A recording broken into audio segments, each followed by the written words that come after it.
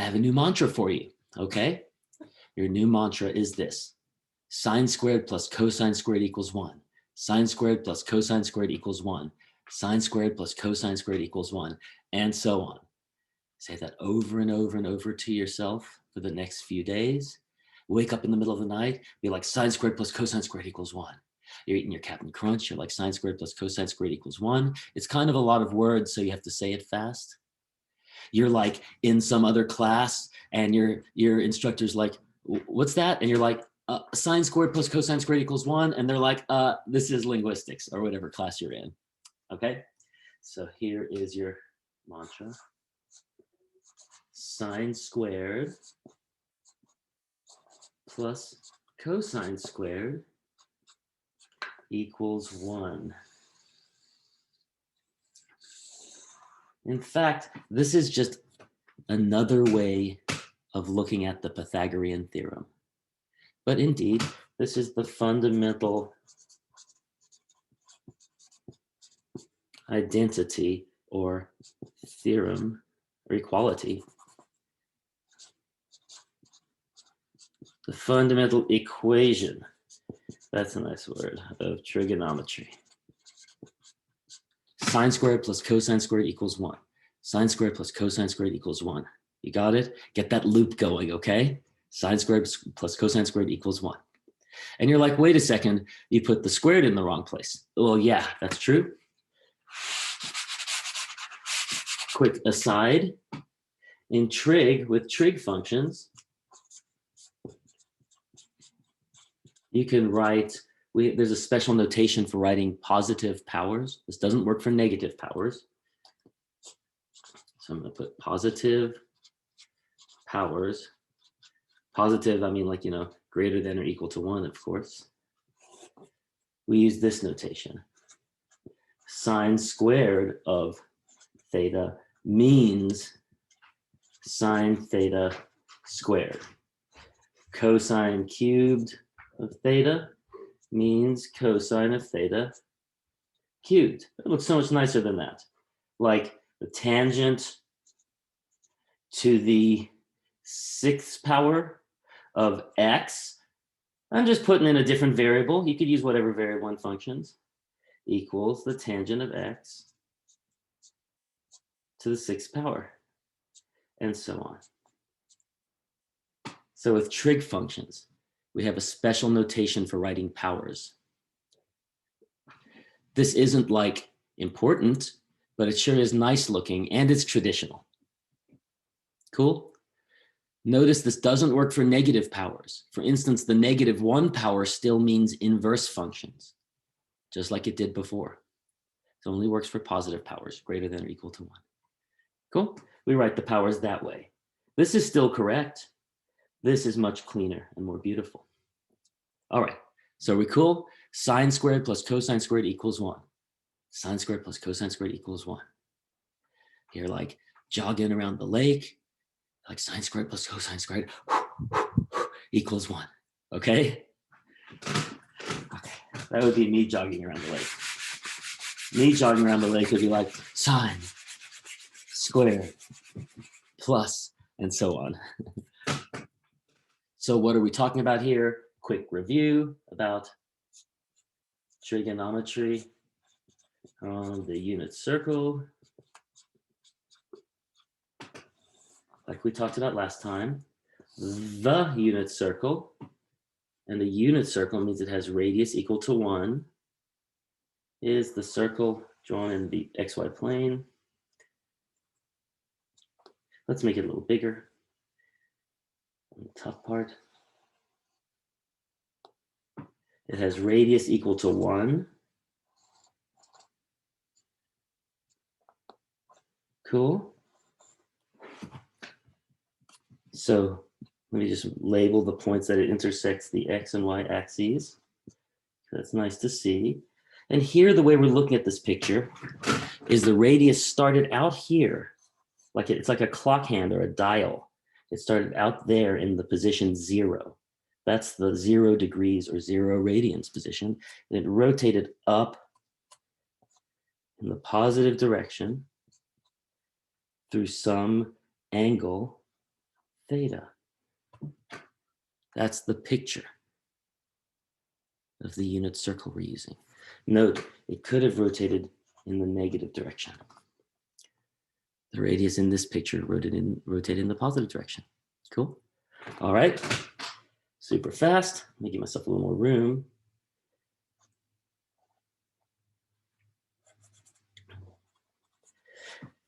We take this point here, the point that the radius intersects the circle itself, the point xy, it's a point, right, in the xy plane. We're going to take that point, and we're going to drop a line straight down or up, depending on where the radius is, and hit the x-axis. And look, we've made a right triangle now. So we're now fusing the theories of the circle and the triangle and the xy plane all into one diagram. From here, everything flows really naturally. And I'm just saying, it's basically the Pythagorean theorem plus a lot of nice algebra. And it works really nicely in this case. Okay, cool. And as we saw last time, the height or the vertical side of this triangle is called the sine. That is, this y value here is sine theta. That's the y coordinate of this point, this y coordinate.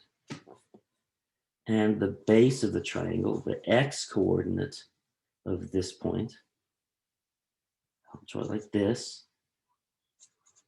is cosine of theta. That's the name of that side of this right triangle. And it is the x coordinate up here. This represents the height of the right triangle, and this represents the base of the right triangle, but it's the height, but if it's down here in this side of the plane, since it's a negative direction, a negative y, it gets a plus or minus sign. So this is a height, but with a plus or minus sign, depending on the quadrant. Same thing for the base. If the triangle is swapped around this way, the base has a negative value. So it's a base, but with plus or minus sign. Cool? Let me make that a little neater. There. This is the picture of trigonometry in the unit circle. Everything's there. You could completely unpack most of trigonometry from this picture if you use the Pythagorean theorem as well. We're going to come back to that point, and in fact, come back to it pretty strongly next time. I want to move along now. So again, the sine is the vertical component. Remember last time I said that that is like a signpost. Sine sounds like signpost. And the cosine is the horizontal component. And remember last time I said that that sounds like a clothesline. Cosine, clothesline, sounds similar. Signpost, it's vertical. Clothesline, horizontal, sine, cosine. That's my fancy mnemonic device.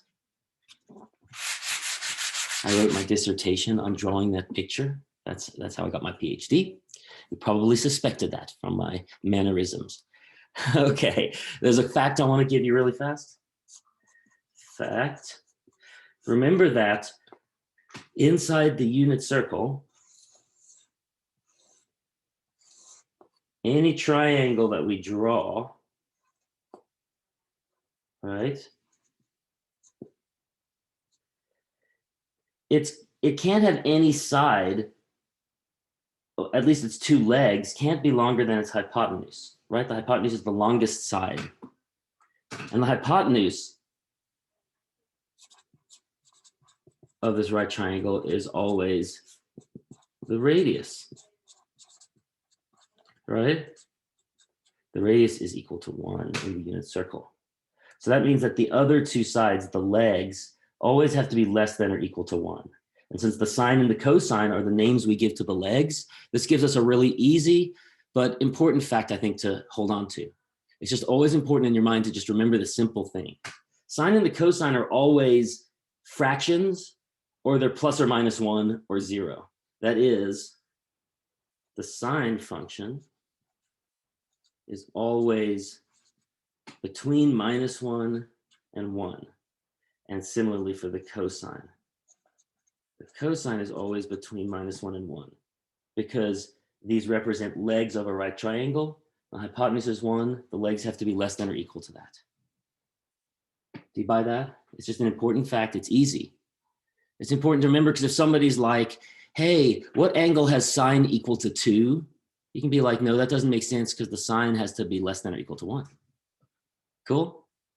You can put your friend gently in their place for the infinite time. All right. And a few other trig functions that I want to mention. That picture and the sine and the cosine, the labels we give to the two sides, the two legs of the right triangle in the unit circle, remembering that those can have plus or minus signs. Those two functions, the sine and the cosine, we mash them up in different kinds of fractions. And those fractions of sine and cosine give us all the other trig functions. So I'm just telling you in advance, all the other trig functions are just fractions that involve sine and cosine. You'll remember from last time that we defined the tangent of theta to be the slope of the radius, which was the sine over the cosine. See, this is what I'm saying when I say that all the other trig functions are just mashups of sine and cosine into fractions. The tangent's the most important other trig function, and it is the ratio of sine over cosine. But if you flip that upside down, so if you want to look at the reciprocal, the cosine over the sine, it's just not quite as good. You want to have your sine upstairs. I don't know why. It just kind of looks nicer. But if you do this, if you flip it upside down, if you take the reciprocal, then you get a function called the cotangent. So remember that this is the tangent. So COT of theta, or whatever variable you use, is called the cotangent.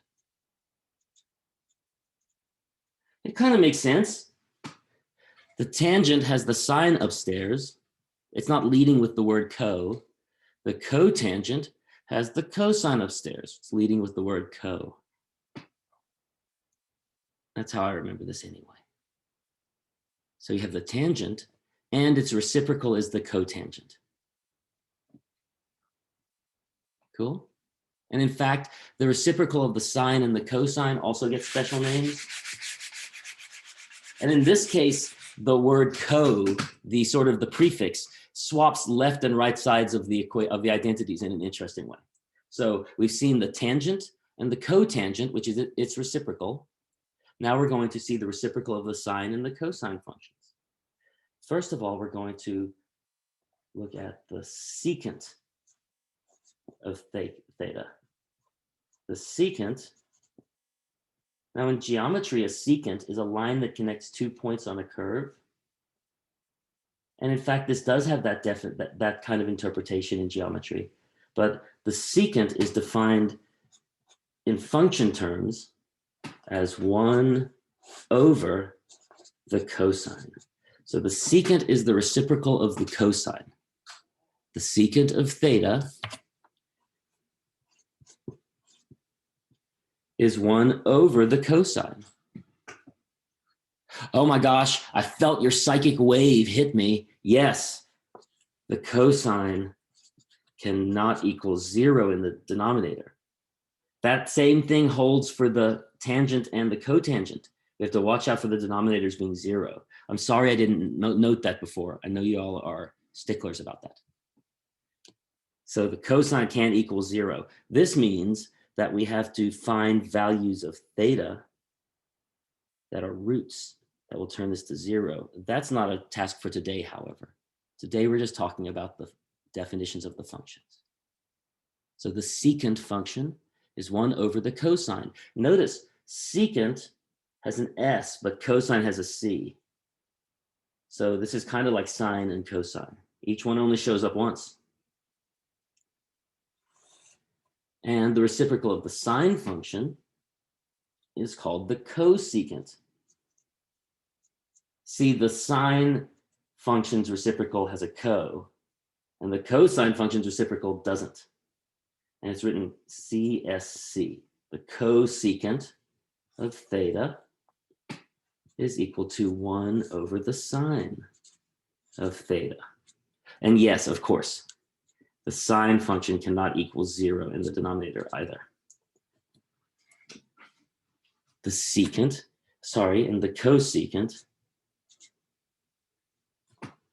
are the two other primary trig functions. Yes, you're right. You're all like, but this seems kind of cheap because it's like all just different ways of taking sine and cosine. Why don't we just use sine and cosine all the time and not use all these other words? I feel that way too. It all boils down to sine and cosine. However, just so you know, each of these functions has a different and distinctive graph. It's a distinct function. It's different, right? 1 over the cosine is a different function. It's a different graph from the cosine. They are very interesting graphs. And moreover, in geometry, these things actually have different meanings. They mean different kinds of lines or connections in a picture in geometry or in a diagram. Okay, so just so you know, it may seem cheap that we're just shuffling sine and cosine around and making you memorize a bunch of stuff. But these all are different functions. We're going to look at them as functions next time and in the coming weeks. And they also are they have inverse functions, for instance. They behave like functions. They have different graphs. And they also are different geometric measurements. They're different geometric things. Cool? Okay, that's everything that I wanted to say for today. I think I want to just really fast give a quick example, however, about using these identities. So let's say that the cosine of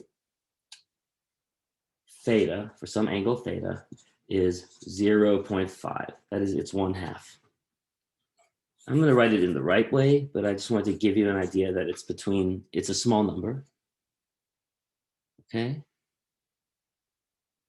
So what is the secant of theta? Well, the secant is 1 over the cosine. That's 1 over 1/2. Since the cosine is 1/2. You could plug that into your calculator if you wanted as 1 over 0.5. And of course, when you divide fractions, it's a multiplication problem, but you multiply instead by the reciprocal of the denominator. You remember that, right?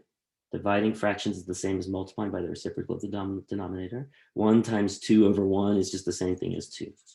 So the secant function in this case is 2. The secant and the cosecant and the tangent and so on, those aren't always small numbers like sine and cosine. Sine and cosine are always between -1 and 1. The other trig functions are not necessarily. Cool? And so let's end with the beginning.